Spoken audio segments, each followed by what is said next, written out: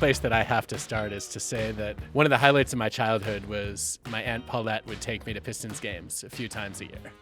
Mm-hmm. And watching your rainbow threes was mesmerizing. You were like the early Steph Curry. It was a ton of fun. Yeah, I did shoot a long ball and did shoot rainbows. I was thinking about that this past weekend and how much fun it was coming out onto the Palace floor and playing. It was incredible. Well, it was incredibly fun for me too. And whenever I couldn't go to a game, I would fall asleep listening to the games on weeknights on the radio. And I will never forget the voice of the announcer. Starting two-guard, Joe Dumars. And I would just wait for the Dumars, that's all. And then I'd run out onto the court then, Adam. Such a fond memory to the point that my wife, who also grew up in Michigan, when I was walking in for this interview, said, "Are you gonna mention Joe Dumars?" So you've got some fans here. It's safe to say. Like I said, it was a beautiful time. It was a great time. On the court, off the court, I feel like you've led in every role you've played, from being a guard on a championship team to a general manager to now being one of the top executives at the NBA. So I thought we could approach that from all angles today. Are you up for it? Sure, let's do it. One of the things you're most famous for is shutting down Michael Jordan. You were the guy that the Pistons relied on to stop MJ. Jordan says he hated having to play against you. So how did you do that? How did you prepare to guard him? First of all, let's define stopped Michael Jordan. So that just means he probably didn't get 50, 40. It's all relative. I always start off like that by saying that he's the best I've ever seen. And I don't get into the debate of Jordan or whoever is the GOAT. He's just the best that I ever faced. And so for me, it was the ultimate challenge. It was mind, body, and spirit that you have to pour yourself in to try to slow Mike down. And I just, for me, I always tell people this, as simple as this. To defend a guy in the NBA is almost impossible. So you have to throw your entire being into doing it. And that's what I did. I simply tried to throw everything I had in me into slowing him down, into trying to stop him, into trying to make it a tough night for him. So some nights I had some great success on it. Some nights he got the best of me, but you can't go into it half-heartedly with a guy like him. Your success at guarding him must have made it that much harder because he was so competitive. What did you learn as he would adjust to what was working for you? It's chess match all night. There are some nights he would come out, Adam, and he'd go for everything in the first quarter. And then there are some nights he would come out and he would just pass the whole first quarter. And so I had to try to adjust whenever that game started. I had to have a read for him early on into the game. So I remember timeouts going back into the huddle with Chuck Daly and saying, look, he's not going to be aggressive here in the first half. Everybody just play your own defense. Don't worry about him. He's not trying to be aggressive. Other nights I'd come out there and early on I'd say, look, I need help early here because he's trying to go for it all right now. And so we ran a lot of stuff for myself on offense to try to wear him out on defense. So it was just a chess match back and forth going up against Mike. I think one of the most interesting features of that chess match to me was called out in The Last Dance. I remember it sort of stopped me in my tracks when Phil Jackson said, "You're only successful in the moment you perform a successful act." Yeah. On the one hand, what an impossible standard, right? Yeah. To say, never mind the three-peat and then the second three-peat. Like, if you are not succeeding right now, you're failing. Yeah. But on the other hand, I thought it was such an insightful way to define performance so that people wouldn't rest on their laurels. You were in the middle of all that. Tell me how you viewed success at that time. I love that statement by Phil as well because you have to live in the moment. You can't be somewhere prior to that moment or somewhere after that moment mentally. That's what I mean when I say you have to pour everything into it, Adam. Also, what it takes with that is discipline. Because in that moment, you're going to have some successes and failures along the way. So you have to be disciplined enough, like to stay focused, to stay locked in. Because if you don't, then it's a slippery slope and it slides and it gets away from you. So quite frankly, Adam, there's nowhere to hide. There's There's 20,000 in the building and millions watching. And so if you're not in that moment, it can go left really fast. It can go downhill really fast for you. You mentioned discipline, and you, as a leader on the court and off the court, you had some challenging personalities to deal with. Dare I say, even some players who weren't always perfectly disciplined. Yeah. And one of the things I've always admired about you, Joe, is you were a master at setting boundaries and helping these players bring their best to the game, as opposed to the worst. So let's start with Dennis Rodman. How did you manage him? As a teammate, he was incredible to play with. I loved playing with him because I knew he was going to give. You talk about in the moment, he would be there, right? But with him, what he taught me was that you have to give people their space. There are different personalities and different ways to success. And so what he really taught me is that you really do have to be open, you have to be accepting, and you have to be willing to embrace a different way to success. If you try to make 12 guys all the same, that's never going to work. And he was the first player I ever played with that really taught me that, because I realized early on with him, he's different. He has a different way of seeing things, a different way of taking things in, of expressing himself. But at the end of the day, he's right where he's supposed to be on the court every time. He never misses an assignment. He's always there.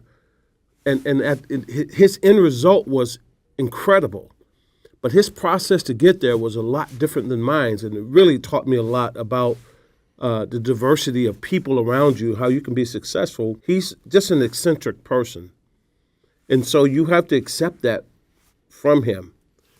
The only thing really you want to know is make sure you constantly touch base with him to make sure he's in line with everything that's happening, because sometimes he may not appear to be listening or paying attention or locked in like you are or someone else is. So as long as he's aligned, you have a winner on your hand, and we did. We had a winner with him. This reminds me of something that psychologists have captured really well in trying to explain personality. So I think most of us, when we talk about personality, we talk about personality traits. One of the interesting findings in this research is that as we get to know people better, we see them less in terms of fixed traits and much more in terms of if-then signatures.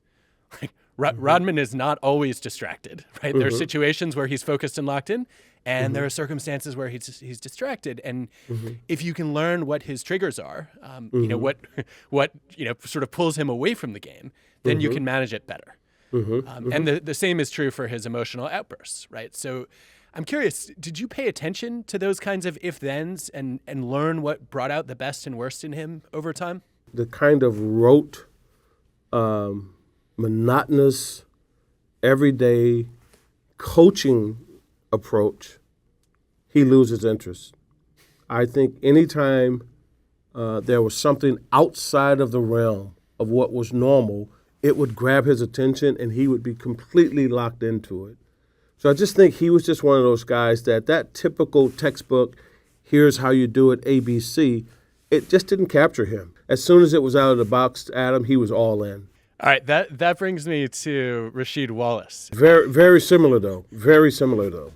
What was the biggest challenge with Wallace? Was it the technical and flagrant fouls? Not so much the technicals, Adam. It was keeping him focused in the game. Now, here's the difference between he and Dennis. If you saw him drifting, the coaches knew then, Larry Brown and those guys, they knew then they may call the next 4 out of 5 plays for him to make sure he's engaged in the game, because otherwise he would drift. So you have to pull him back into the game by forcing him into the game, by calling plays for him and making sure he's directly involved. This reminds me of an incredible story you told me a few years ago about how you set some boundaries for him. Can you tell me that story?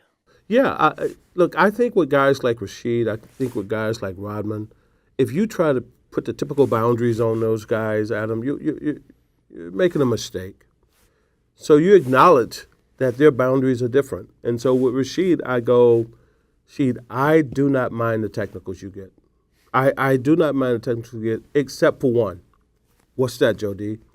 Fourth quarter, especially late in the fourth quarter when it's crunch time. I just can't have a tech in. Any other time, fire away. But that last 5-6 minutes of the game, Rasheed, we can't have it, man. You know what? That's fair enough, Joe D. And so I didn't go to him and say, hey, we cannot have any technical fouls out of you. I mean, you can't. Look, first of all, he and Rodman both are free spirits. And you can't try to corral a free spirit. You have to let them be who they are with some boundaries. And the boundaries have to, if you let them be who they are, Adam, and you give them 1 or 2 boundaries, they will run through a wall for you. If you try to completely stifle them and corral them and take away all their freedom, I think you get nothing out of guys like that. One of the great lessons about discipline that I was taught was with my father growing up at home when he and my mom. And I remember my dad saying, no such thing as curfew in my house. You have the freedom to stay up all night if you choose to. We were kids. You do not have to go to bed at a certain time. You do have to get up at a certain time. No questions asked. And you being tired will not do. So what you learn real quickly is, I better go to sleep because he's not giving us any leeway on what time we got to get up, get going, do your chores, and get ready for school. And so he gave us that freedom. If you want to stay up all night, that's fine. But when I wake you up at 6 a.m. or when your mom wakes you up at 6 a.m., I don't want to hear anything. So he's giving you the choice, right? And you learn real quickly, you know what, I'm going to bed because I know I got to get up at 6 o'clock. And I learned that at a very early age. And I think that's a part of my leadership style as well, is that I'll put some boundaries in, but not I'm not going to micromanage everything you do. You want people to be able to make good decisions themselves. That's when people are really growing. And I always think about him in that situation and how he did with me and my siblings. One of my mentors, Richard Hackman, would often say, after spending half a century studying leadership in teams, that a leader's job was to be really clear about the end goal and then let people figure out the best path there. Yep. This then raises the contrast between the 89 and 90 championship teams, which were known as the Bad Boys, mm-hmm. which you were a central player on and an all-star on, and then the 2004 championship team that you were the general manager of, which had mm-hmm. a very different reputation and culture. I feel like the bad boy image was gone. So mm-hmm. I guess for me that raises a couple questions. One is, what was it like to be a good guy among the bad boys? And then secondly, how did you change that dynamic 15 years later? Really, that to me about part of my career is about being your own person, being your own man, being comfortable in your own skin. I never felt any pressure, any peer pressure to be something that I wasn't, to be a loud, talking, boasting, guys getting in fights every other night. I never felt pressure to be that. My teammates understood my toughness. They understood my focus and dedication to it, and they embraced that with me. So I just never felt pressure to be anything other than who I was. And my teammates and my coaches and the organization, they all really genuinely appreciated who I was and how I brought it every day. The only thing that I tried to take from the bad boy era to 2004 is that I wanted our guys in 04 to have the same type of outsider mentality. We are not the darlings. At the time, you got Shaq and Kobe in Los Angeles, and those are the marquee guys. And we are not that, guys. We are Detroit, Oakland County, tough, hard-nosed. We got to go and take it. And that's the only thing that I carried with me to the 04 teams.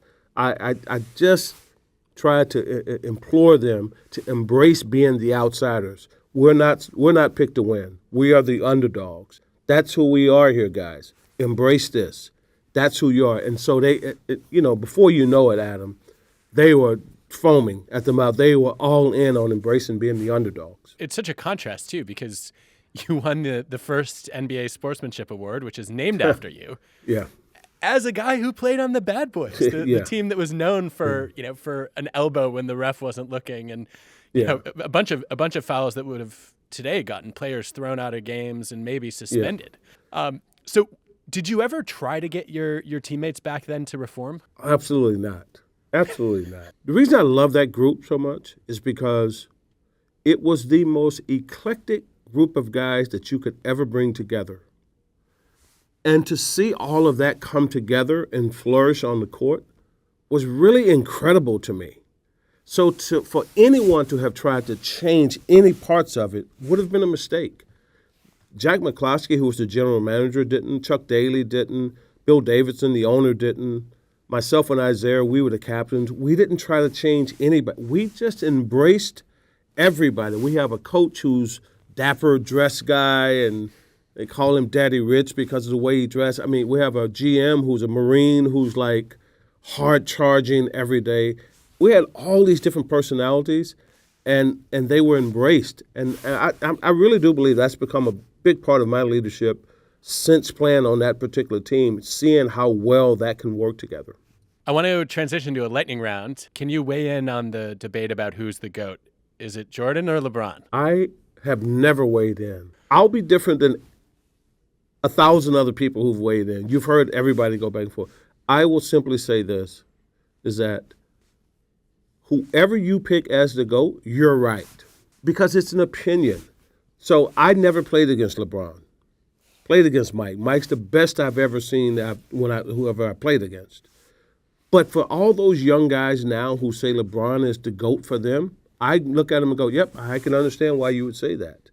And that is Joe D's leadership style in a nutshell. Yep. Right here. Love it. Yep, there it is. Who would you say is the most underrated player, either during your era or currently? I would say Mark Price of the Cleveland Cavaliers. You remember him, Adam? I do. I remember him and Doherty.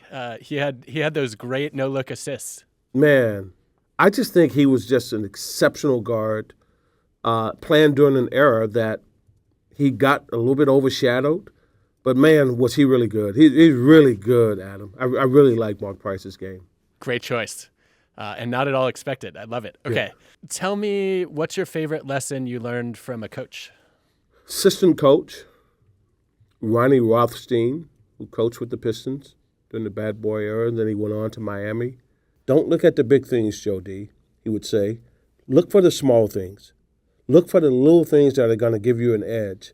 And so he was the first coach to really start, I'd watch tape of guys and just see little things that they're doing, and I would point it out to him. He said, exactly. And no one else is pointing that out, and you see it. And so that's where you can attack that guy. So he was a really first coach, Adam, that really showed me how to watch and look for the slightest advantage that I could get. Because that's all it is in the NBA. It's a slight advantage.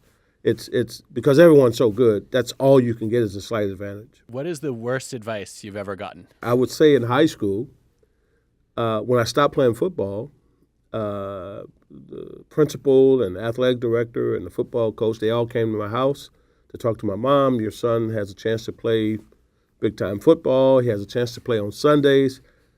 This is the worst mistake of his life if he quits football. I think that might be the worst advice I ever got right there. And they actually said that. So well, I guess I have to make this basketball thing work out then. I'm really glad you did. Yeah. And I'm so glad I didn't. I don't want to be helmet to helmet. I don't want any of that. I look at that now and I go, thank God I let it go when I did. I think you were underrated when you came out of college. You were drafted 18th. You went on to become an All-Star and a Hall of Famer. What did scouts miss in you? It was just a different era of scouting and exposure at that time.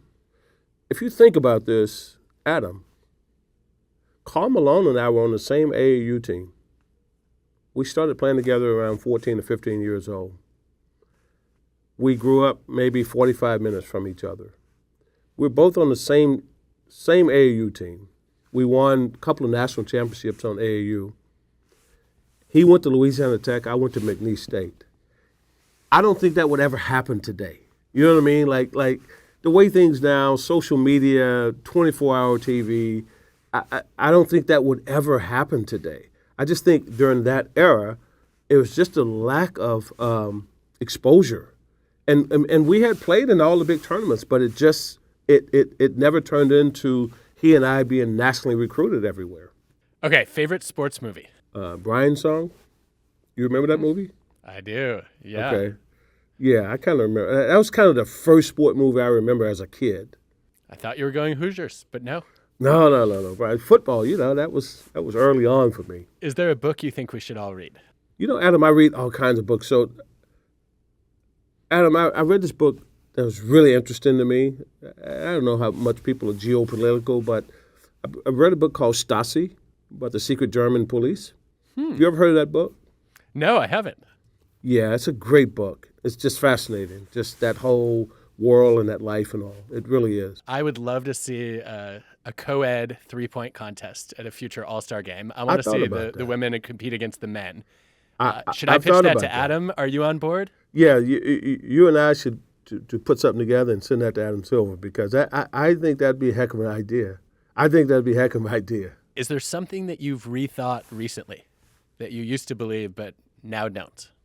Okay, so this is a general statement. I don't think that every norm that people tell you have to believe and you have to follow is true. I think it's really important to follow your own path. And I think I just grew up in an era of you just kind of follow the path that's been laid out for you. I kind of grew up in an era where it was kind of a gatekeeper era of certain people allow you. And I just am of the mindset now, Adam. I have 2 millennial kids, and I'm sure they have a tremendous amount to do with this, is that you find your own path and you pursue that own path on your own time. And as long as you're not disrupting or doing something, out of bounds, I'm all for that. I'm all for forget all these old rules that people told you had to do and find your own path. I'm a big believer in that now. Do you have a leadership role model either in or outside sports? The best leader I saw was my father. I know that sounds probably, typical of people, but I'm telling you, man, he raised 6 boys and 1 girl. And he was a veteran who's, he's passed away now, but just the way he was disciplined, but he was also fun and funny and laugh. But you always knew the boundaries. He allowed you freedom. He allowed you to make decisions, and then he expected you to make the right decisions. And he didn't want to have to stand over you and tell you over and over again. And as I think back on him, I look at that now and go, that's my leadership style. And I realize I got that from him without ever knowing it as I was growing up. It's abundantly clear that you've carried on that legacy, and I can only imagine how proud he would be of you now. Yeah. So I have noticed after hosting a podcast for a while that I'm kind of a ball hog in that I ask all the questions and I don't give the guests a lot of space to do that. So I'm trying to turn the tables a little bit. Is there a question you have for me about leadership or teams or anything in that realm as an organizational psychologist? Yeah. Is there any common trait that you see among some of the better leaders? Any 1 or 2 common traits that they all have? Probably the most frequent ones I see really have to do with character. I think the best leaders I've had a chance to study and learn from are givers, not takers. They're there to make the people around them better as opposed to just feed their own egos. And they are humble as opposed to arrogant. They're acutely aware of what they don't know. And they're constantly seeking to collect new knowledge so that they can improve their game. Have you seen a bad leader have tremendous success long term? That's actually a really interesting question. I think it's a hard question for me to answer because part of the way that I measure leadership is by the results you get. And so in the long run, if you achieve success, by definition, you're no longer a bad leader. Mm-hmm. But I think, yes, I've seen leaders with qualities that I would consider bad achieve success. Mm-hmm. I think, for me, the obvious example is Steve Jobs, who, by all accounts, had moments of extreme narcissism, arrogance, selfish taking as opposed to generous leadership or servant leadership. And I think I've watched a lot of Silicon Valley learn the wrong lessons from Steve Jobs and say, well, Jobs was that way, So you have to be a great leader. And Joe, I look at that and I look at all the research that's accumulated on effective leadership. And I say, well, how do you know he succeeded because of those qualities and not in spite of them? Right. Do you think he would have been kicked out of his own company if he had been a little bit more generous and more humble? Probably not. And I've talked to a lot of people who work closely with Jobs, and my favorite observation was from Walter Isaacson, who wrote the biography, who told me, look, the one piece of feedback I would have given to Steve Jobs is he could have been kinder. That it wouldn't have cost him anything to treat people better, and he would have inspired tremendous loyalty and motivation. And in fact, that seems to be one of the shifts he made when he came back to Apple in the late 90s is I'm not going to say he was the biggest giver on earth, but he was a little bit more decent in the way that he treated people. And I think it actually worked for him. And I've always said to people, Adam, that when people say, well, you have to be that way, and I always go, no, you want to be that way. You don't have to be that way. And so there are other ways to be successful, and people have to choose their own route. And so I'm always interested in how people choose what type of leadership they're going to provide for an organization. That distinction between you have to be this way and you want to be this way, right? I think it's extremely powerful. I think that a lot of my early leadership models were in sports, and I saw a lot of coaches on TV who would scream at players and throw chairs. And it was only much more recently that the evidence came out. There was a great study that my colleague Barry Stahl led of basketball teams, where he showed that if coaches gave an angry halftime speech, the teams were more likely to win. But that was only true if, number one, the coach wasn't usually angry, and number two, he or she wasn't too angry. So it had to be rare anger and moderate anger in order to get a rise out of the team. And I thought that was such a clear example of, if you've got a coach who's extremely aggressive and flying off the handle, people are going to tune that out. Right? But a coach who normally is calm, cool, and collected and is now pissed off, okay, we screwed up. We really better get our act together. Absolutely. I've learned so much from leaders who I would never emulate. I've learned so much from them about what I would not do. So I've learned from as many people that I would not emulate as the ones I have. Let's not take that as an excuse to be a bad leader, just to teach people what not to do. Right. Exactly. So, Joe, let's talk a little bit about your current role. What are you doing at the NBA? So it's a little bit of everything. Right now we're making preparations for the draft combine, making preparations for the draft lottery. Summer league falls under the basketball operations.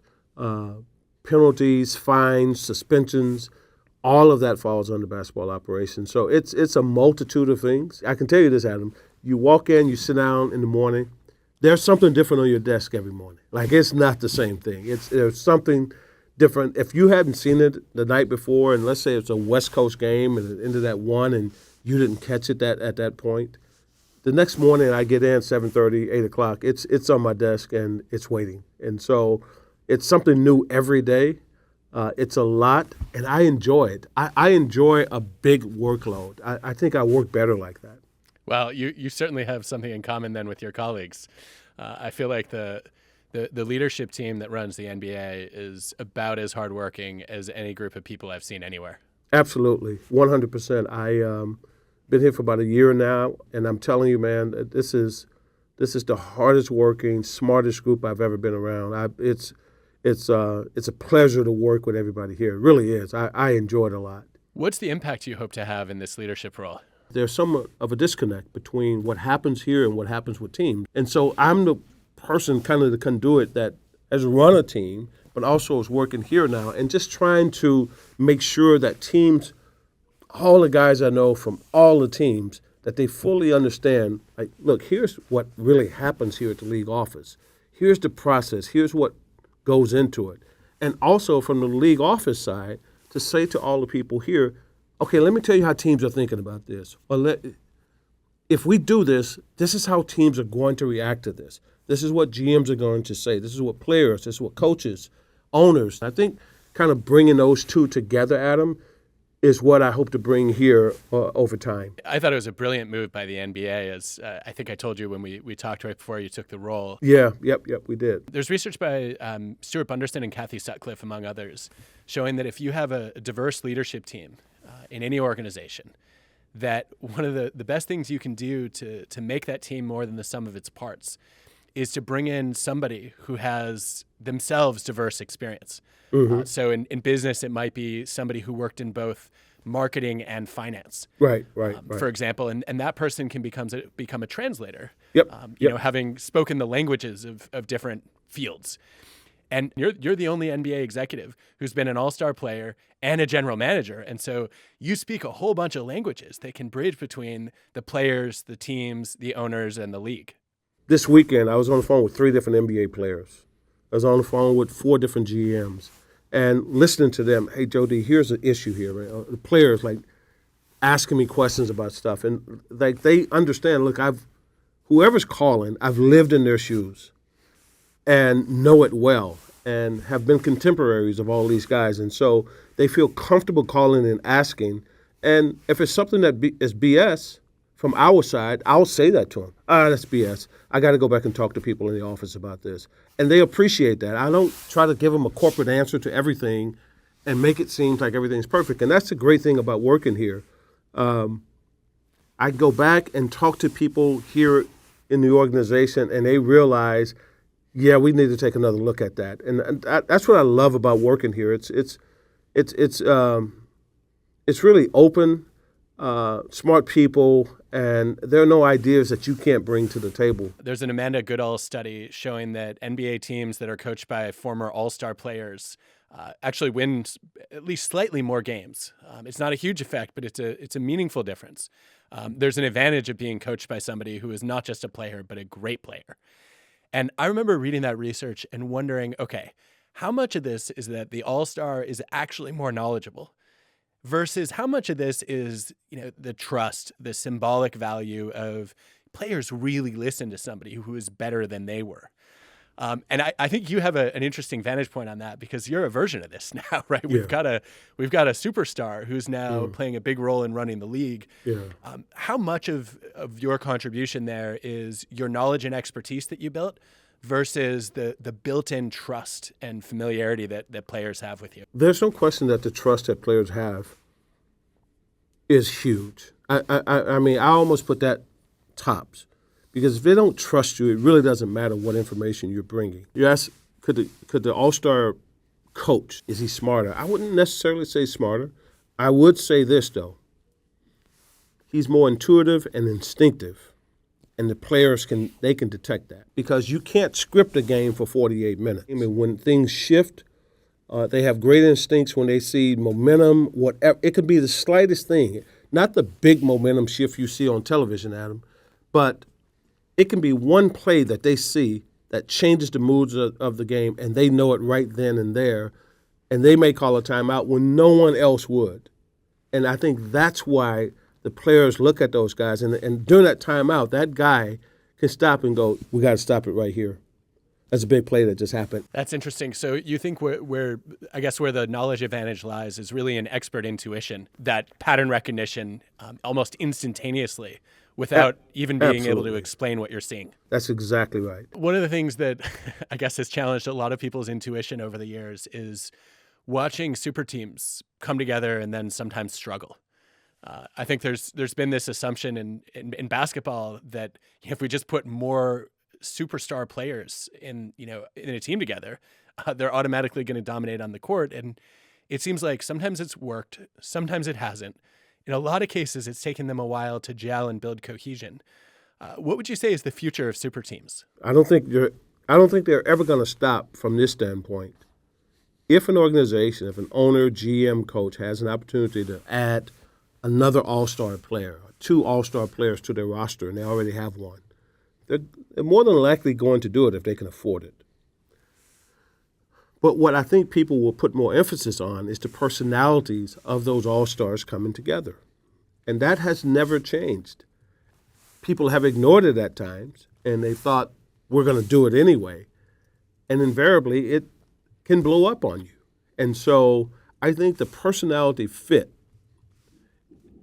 is as important as the talent, because if it doesn't fit, it's not going to work out well. Okay, Joe, before we wrap, is there any closing leadership advice or perspective that you want to share with our audience? The end goal, I really, really like that. It's something that I identify with, is that we're going to get there.